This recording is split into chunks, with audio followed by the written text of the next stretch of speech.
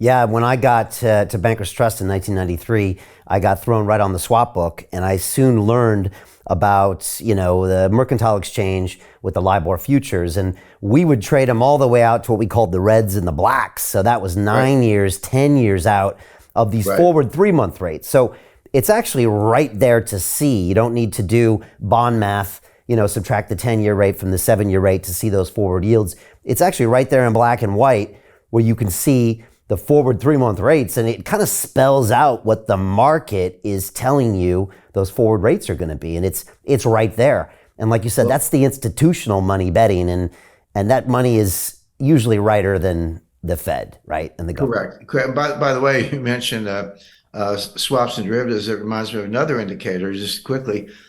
Swap rates are, we have negative swap rates. What does that mean? Well, what is the swap? So I buy a 10-year treasury note and I finance it in the overnight market. So what's happening to me? I'm getting the yield on the 10-year treasury note and I'm paying an overnight yield. So receiving fixed, paying floating. Well, sometime in the 80s, but certainly, in your experience in the 90s, in my experience, at some point somebody said, hey, why don't we get rid of the bond? Like, just pay fixed and receive floating. Who needs the bond? The bond's a piece of collateral, but we can have a contract. So that's a swap, a simple form of swap. So I do a swap with Deutsche Bank, and Deutsche Bank says, okay, Jim, I'll pay you the 10-year rate. You pay me the overnight rate. It's exactly the same as if you had the note and we're financing it in the repo market. It's just receive fixed, pay floating. That's a swap.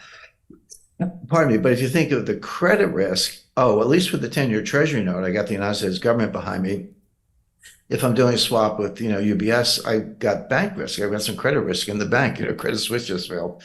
So it's logical. It makes sense that the rate I get from UBS should be slightly higher than the treasury rate. The swap rate from a bank should be slightly higher than the comparable maturity of a government security, because the government security is slightly safer than a big bank. You've also just recorded this video that will not be available to the public. You're going to talk about this upcoming geopolitical shockwave of what you call the most significant development in international finance since 1971. But then you also explain how anyone can position themselves to profit on this crisis. People can access that at londonreal.tv/Jim. Again, highly recommend people check that out when we're done. UBS, or I don't have to pick on UBS, Barclays, anybody else in a swap, the rate I get is lower than I get from a 10-year treasury note. So why would I do that? Why would I take the poorer credit and take a lower rate instead of a higher rate? Well, the answer is the swap is off balance sheet, and the treasury note, if I own it, I got to put it on my balance sheet. So when you see negative swap rates, meaning the riskier credit is paying you less than the government credit, what it means is that the balance sheets are constrained. I got to do the off balance sheet trade because we can't use up the balance sheets. That's consistent with what we just talked about with the inverted yield curves, which is there's a major credit contraction. There's a collateral shortage, a dollar shortage, and a credit contraction. That's not a recipe for a recession. I don't know what it is. Hey, do you want to profit from crypto? Then join my DeFi Academy. The Crypto DeFi Academy will help you create generational wealth. But don't take my word for it. Listen to my students. When I first got into crypto, I remember thinking to myself, I need to learn more. Brian Rose, learning crypto, learning DeFi, gotta do it.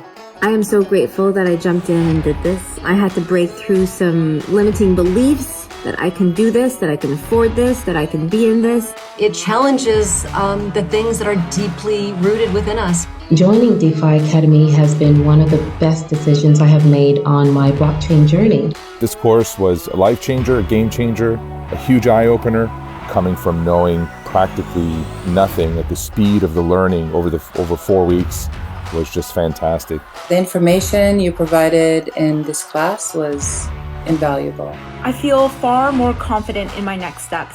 You took complex concepts and made them easier to understand. What's different than so many other ones is it just doesn't tell you what to do. It actually makes you do it. This is for people who are serious about becoming traders. This is the way it should be done. I realized from this learning experience again that it is not about what you learn, but about who you learn it from. The energy was insane. I've never experienced such incredible energy on a live call. Brian Rose, you are a legend, my friend. It's the only thing in the market where you can get all information and learn everything what you need to know. Everything is so clear and so well done, and I'm just forever grateful for this program. It made me feel so much more confident about crypto than I did before. I did not anticipate how passionate I was going to become about it. It's of course been like a big learning experience for me, not just in the crypto space, but just an overall balance of life. What I've learned is, how to take ownership, of my life in a way that I really hadn't before. Yeah, you can't put a price on that, really. I would recommend it to anybody, top notch. Excellence does not come cheap. So if you want excellence, you gotta pay for it, but it's so worth it. Pull the trigger. That's what this course is about. You're not going to regret it, really. It's amazing. Thank you, Brian and team. So what are you waiting for? Crypto is happening now. Click the link below, submit your application, and let me mentor you on how to create generational wealth and build the decentralized financial infrastructure of the future.